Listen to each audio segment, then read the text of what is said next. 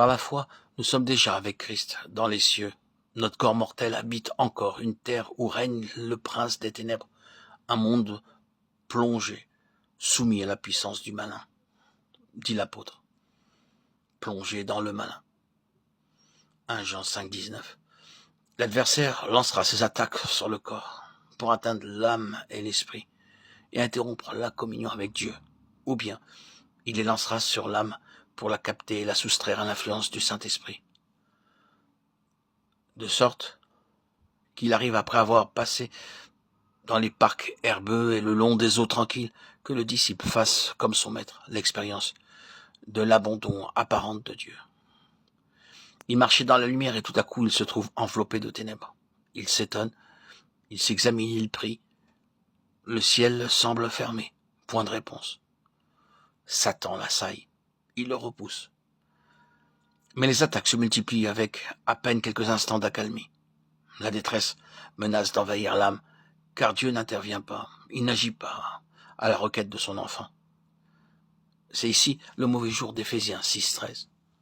Dieu a momentanément supprimé la barrière qu'il avait mise autour de son enfant pour que Satan ne le touche pas. Barrière dont se plaignait l'ennemi. Job 1,10.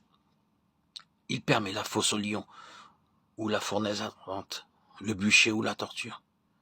Quel honneur et quelle responsabilité. Plusieurs seront purifiés, blanchis et éprouvés. Daniel 12,10. Il sent bien que ce soit dans le creuset de la souffrance que doivent s'accomplir l'ultime préparation des membres du corps de Christ en vue de la venue du Seigneur, pour prendre à soi les siens. Et c'est à cette préparation que l'ennemi des âmes s'oppose par tous les moyens. Bien qu'en un certain sens il y aide, c'est contre les membres du corps de Christ qu'il lance ses limites, ces marchands d'âmes, ceux dont il a su faire ses instruments. Apocalypse 18, de 11-13, que je vous invite à lire. À ceux qui sont ainsi exercés ou le seront, à ceux qui souffrent, je voudrais leur dire, prenez courage, Dieu est toujours là, Dieu règne. Emparez-vous de toutes ses promesses.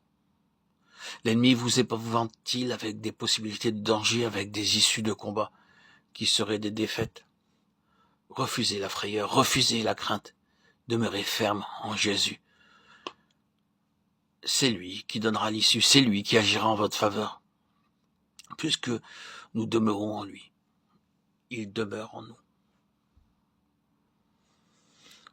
Rappelons-nous que par notre foi, nous sommes avec Christ dans les cieux. Notre corps mortel habite encore une terre où règne le prince des ténèbres. Un monde plongé dans le malin, dit l'apôtre 1 Jean 5, 19.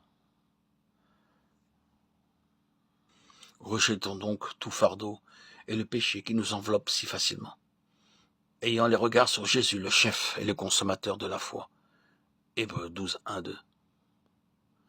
La prière, la lecture de la Bible nous aide à nous concentrer en Dieu. Dans le même ordre d'idées, la parole de louange, le cantique sont des armes puissantes pour mettre en fuite l'adversaire.